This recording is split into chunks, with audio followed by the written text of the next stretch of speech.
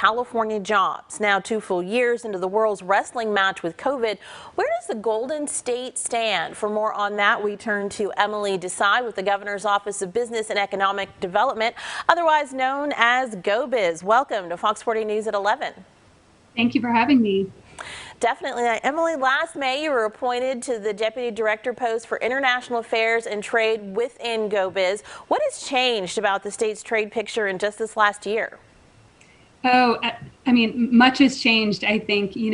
We're really seeing the effects of the pandemic. We're working to address supply chain bottlenecks. We're working to make sure that our exporters, large and small, have access to global market opportunities, looking at how we can incorporate international trade to economic resiliency and economic recovery. As I mentioned, 5 million of California's jobs were supported by trade before the coronavirus pandemic took hold. Has that dropped off or actually maybe even increased in the last 2 years? Yeah, great question. No, a recent report came out by the Business Roundtable, which actually showed that 1 in 5 California jobs are dependent on trade. That was information that was before the pandemic, but it's information that still tracks now. So we know that more than 5 million jobs here in California are still dependent on international trade. That includes both direct jobs and indirect ones. So what I mean by that is, the small businesses that are exporting their products, but also the folks that work in warehouses or drive trucks or work in retail shops that sell imported goods. Okay. Now, these days, when we hear the word trade, a lot of people are going to think about the sanctions that the U.S. has imposed on Russia in an effort to stop its illegal war on Ukraine, and how California has kind of retooled its dealings with Russia. Where does that stand now? We know prior to all of this, we had about $2.2 billion worth of exports to Russia between 2017 and 2021, and importing $8 billion worth of goods from there during that same time frame. So how are we sitting now? Yeah, it's a good question, and one I think on many people's minds. The numbers that you're rightfully citing are nationwide. California exports last year to Russia were about 470 million, Ukraine about 252 million. So that's less than half of 1% of the state's overall 175 billion in export trade last year. So the war's impact here and worldwide really results more from what these two countries are exporting, especially with respect to energy and grains and fertilizer. So really, this is much more, of course, a humanitarian crisis, one with the potential to seriously exacerbate world hunger, not as much one that we're focusing on with, export impacts here in California, but one that we're finally focusing on, its impact on people.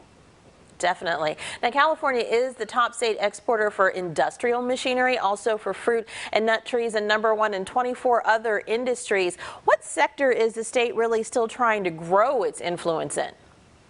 Yeah, I think there's a lot.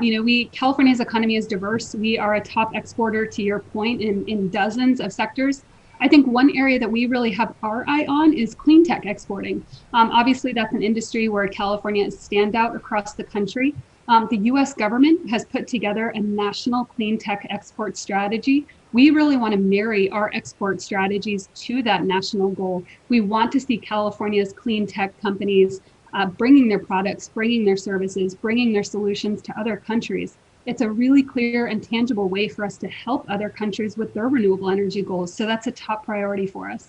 And given what's going on with the energy crisis in terms of prices, just on the gasoline side, a lot of people thinking about those cleaner ways to do most everything. Now, with the supply chain crisis that developed out of the pandemic, you mentioned this a little earlier, we've all heard about the products stuck trying to get here or trying to get unloaded here once arriving at a California port. Are our exporters facing the same problems with goods from here making it to their international destinations?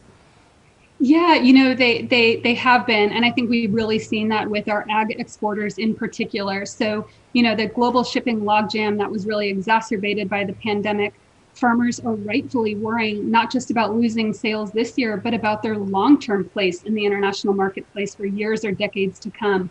But under the governor's leadership, state agencies have worked together and with our federal partners in lockstep to handle this issue. And a whole of government approach really is what's required.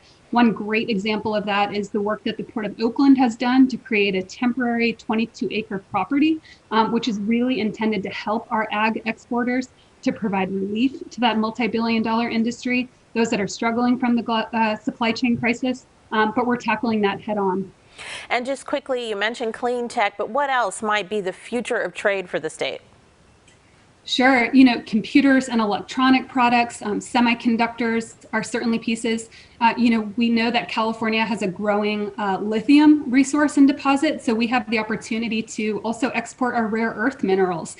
That's a critical component of electric vehicle technology, and it's a resource that we have here in California. It's also a big national security implication, so that's an exciting one for us to think about.